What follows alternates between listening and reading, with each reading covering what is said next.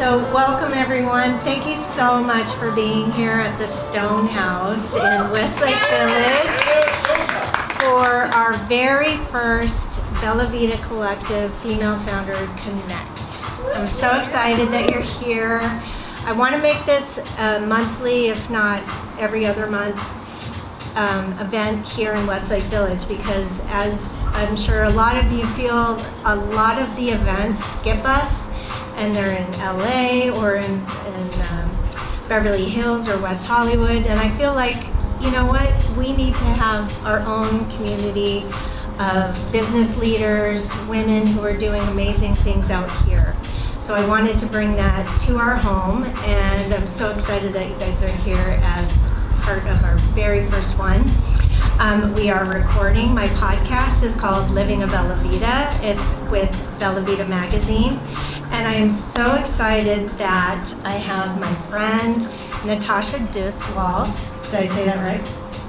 Duswalt. Natasha Duswalt. And she is the owner of Peak Models and Talent. We have a couple of her gorgeous models here.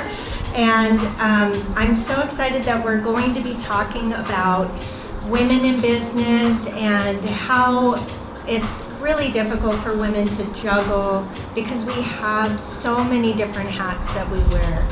And, you know, it's not saying that men don't also do that, but as women, we really do kind of take the brunt of raising kids, being there for them emotionally when maybe we're exhausted because we've had a full day. And so I really wanted to address that and kind of talk about that with this lady, because she is a mom of three boys, amazing boys, who are two of which are here. One is a rock star, so he's too cool for us. Ryan Duswalt is in the band The Reg, and they're taking off. So if you don't know me, I'm Erin Schmidt. I am the CEO of Bella Vida Santa Barbara Skincare and Bella Vida Magazine, and welcome to Living a Bella Vida. My guest today, again, is Natasha, and she has an incredible story of triumph over some really insurmountable challenges. And so, Natasha, thank you so much for joining me up here. Thank you. Thanks for having me. Thanks for coming. Thanks for everything. It's wonderful. It's a beautiful location, and happy to be here. Yeah, so I met Natasha through Craig Duswalt, who is a rock star coach. She is an incredible speaker, but we're not here to talk about him. We're here to talk about Natasha.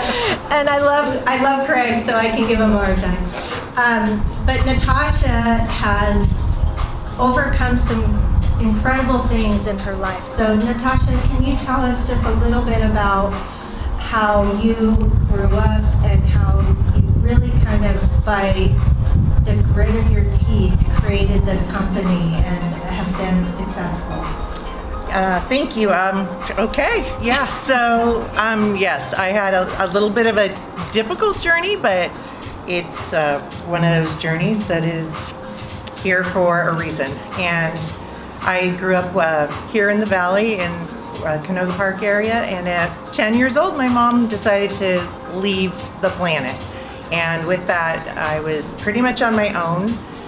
My father was not really present, and I ended up in foster care, and that was for about a year. And then I had this wonderful angel in my life, which was my grandmother, and she moved back from Michigan to take care of me, which was really just a godsend for me, because without her, I don't know what would have happened. I ended up going to Boys and Girls Club after school every few days just to take ballet classes, and I went and played piano and did my thing. And I ended up in Hollywood, and then by fate, I got bused back to the Valley, because that was that time of life where they're like, all the kids in Hollywood, we want to send you back to Sherman Oaks to go to school there. So I was the first kid on the bus, and the last kid dropped off. Just to give you a little background there. It was great on one hand because I learned how to deal with everybody, because when you are on a bus for many hours of the week, you see everything and you meet everyone, And that was my training ground of knowing people and getting to know people. And then as I grew up, I ended up saying, what am I going to do? I went to college for a short spell, about a year, and I was like, I'm not really like figuring it out here because I really needed to work. And so I fell into the modeling industry. Somebody offered me to try on dresses down in downtown LA. Started doing that, and I'm like, this is great. I can make some money and try on dresses. And as I went through that process, I realized quickly that it was about showing up. Like, nobody seemed to want to show up, and I did because I needed to get paid because I didn't have a family there to support me at that time. So I just started showing up for every job, every gig, never said no. $50 to try on bridal gowns and walk a runway, I'm there, because that $50 was going to pay for dinner for a couple days. So those little life skills just started like really becoming part of my core. And as I was going through life, I was like, okay, I've got this, but it was getting exhausting. And I had met Craig and I wanted to have kids, and I'm like, I have to stay the same size because I'm doing this modeling business, and it can be really unforgiving, especially if you want to have children. So at that point, I was like, okay, I'm gonna go for it. I'm gonna have kids, and we're just gonna try this out. I'll start this business. I'll help people get jobs because that's what I needed when I started out. So started helping book other models and get them contracts, and I started Peak Models and Talent. And at that point, we were up and running. Years had gone by. Craig was up and running with his business, and he was going into the speaking industry shortly thereafter. And at one point, the kids are 1, 3, and 5, and I just didn't feel great. I had this weird dry cough, and it wouldn't go away for about a month.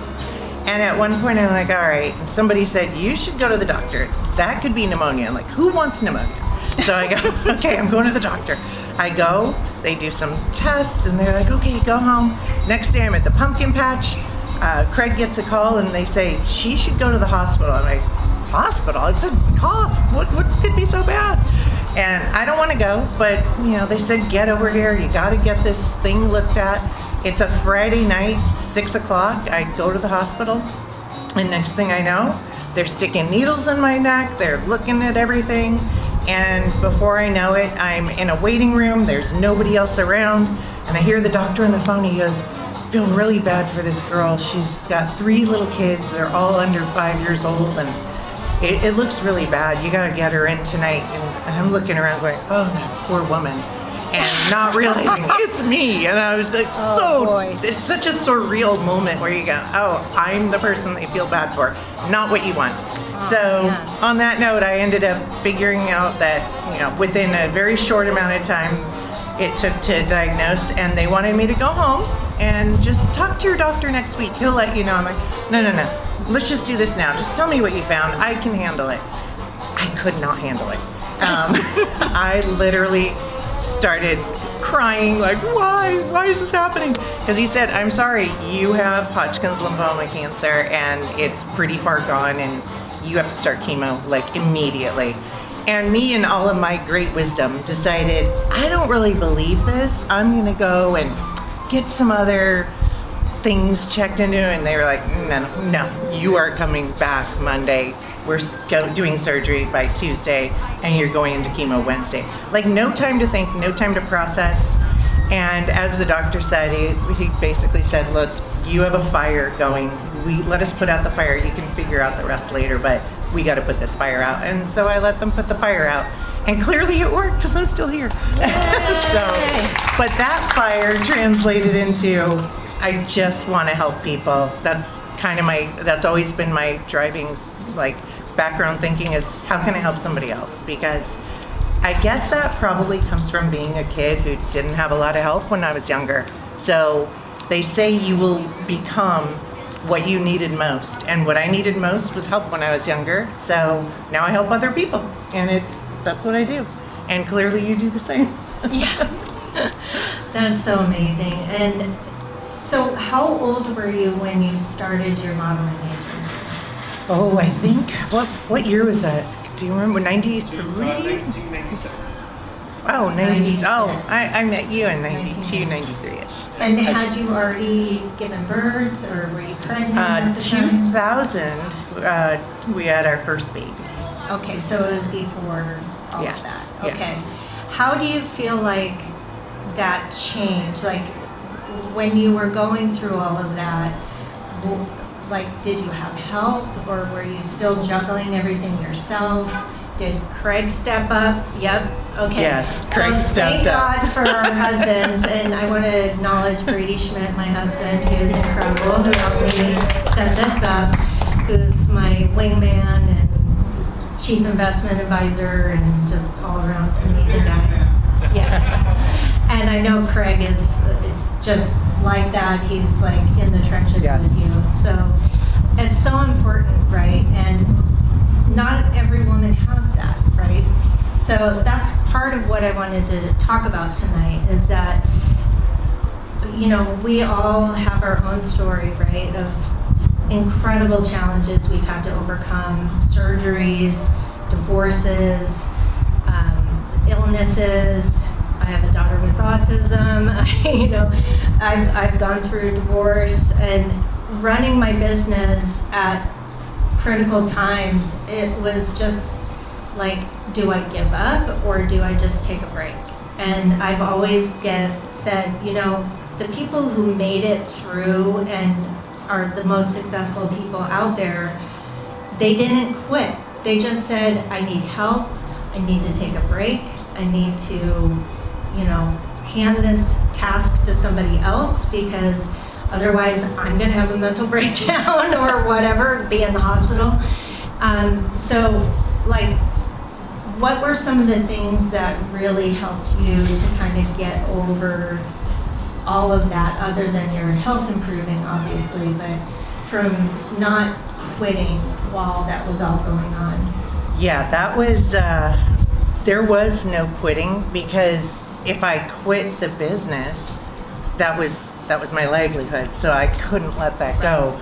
But at the same time, I needed to fight for my life. So I had to balance that and say, I need to step back and take care of the health side, which you get a lot of time to read everything, and thank goodness I had that time. As much as it sounds so counterintuitive when I say it, but at the time that I got diagnosed with this nightmare, I remember there was a relief for me. I was like, oh, thank goodness, now I can slow down.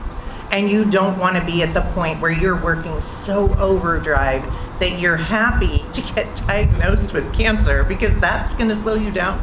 That is not the way. So you have to almost check yourself on the daily and go, am I at the point where I'm so overloaded that I would be relieved if I got a bad health report? No, I'd rather not ever do that again. But I remember very clearly that thought crossed my mind, and I literally felt relief. I'm like, oh good, somebody else is gonna handle this, and somebody else is gonna worry about this, because I was just so exhausted. I think I was physically, mentally drained. So, no, right? Yeah, and I think as women, we all take on too much. You know, we don't take care of ourselves because we're so busy thinking about everyone else and our kids, and oh, well, I gotta go pack their lunch, and they need to have their school pictures, so they need to get a haircut, and they, you know, you're running around doing these things. And it's not that dads don't think about that, but I think most of the dads here would admit that they don't think about it as much as we do. If you were a single dad, you would, but you know, not every single dad gives a crap about any of that either. So, you know, it's a stereotype to say that. I know there are a lot of really amazing men out there, and some of them are here supporting their ladies, and I thank them for being here too. But I think that as we enter into different phases of our life, becoming a mom, getting married for the first time, getting divorced for the second or third time, whatever it is, that there's a sense that we have to do it alone, and that we have to kind of buck up and almost pretend like everything's okay, and that we're okay, and oh, okay, I can handle this, when inside we really want to just throw in the towel. So I'm hoping that this group will kind of be an inspiration for women who are leaders, business owners, or just ladies who are going through something that needs support, and they can come here and feel valued and that people get what they're going through.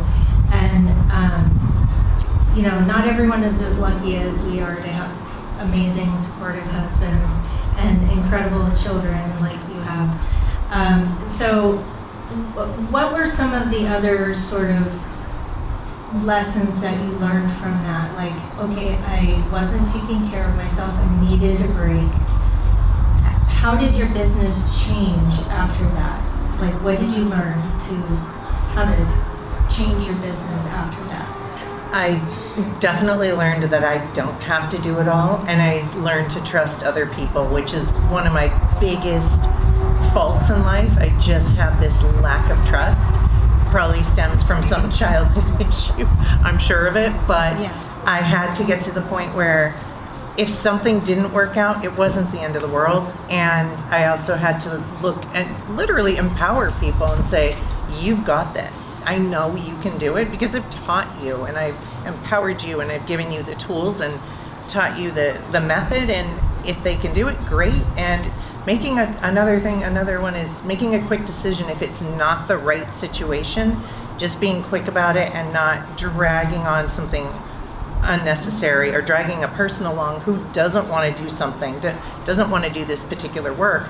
Don't force someone into a role that they don't want, and let them go thrive where they can thrive. And that was kind of a huge one for me. I'm like, oh, not everybody wants to do what I do. Okay, great. Like that's a reality check, you know. There's jobs I don't want to do, but I actually like what I do. I like helping people in this arena, and not everyone is wanting to do that or willing to do that. They might thrive somewhere else, and really recognizing that and realizing that everybody is cut of their own cloth, and they let them find their joy in another place. So, and trusting the ones that are there to help you. I struggle with that too. Raise your hand if you have a hard time giving up control. Okay, yeah, most of us. That's, I think, one of the hardest parts of running a business is finding people that you trust are going to do as good a job or maybe even better than you. I'm starting to do that better, and thank God I've got some amazing partners who are helping me with that. And thank God Natasha helped me to hire some incredible models, one of which is here, who is at her casting, Delilah. And we shot an incredible commercial and a photo shoot with your models, and it was so much fun. And if I had tried to put that together myself, I would have probably gone insane. So I'm very thankful for your help.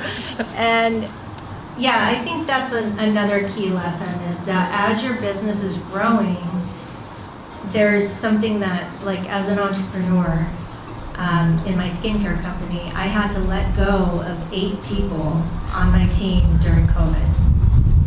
And I'm just now building my team back up.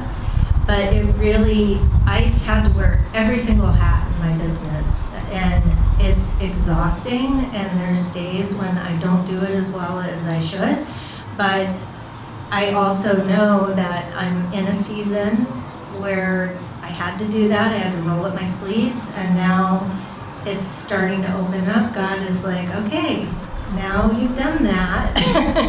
Now it's time to move to this next phase. And that's actually, it's a little bit frightening.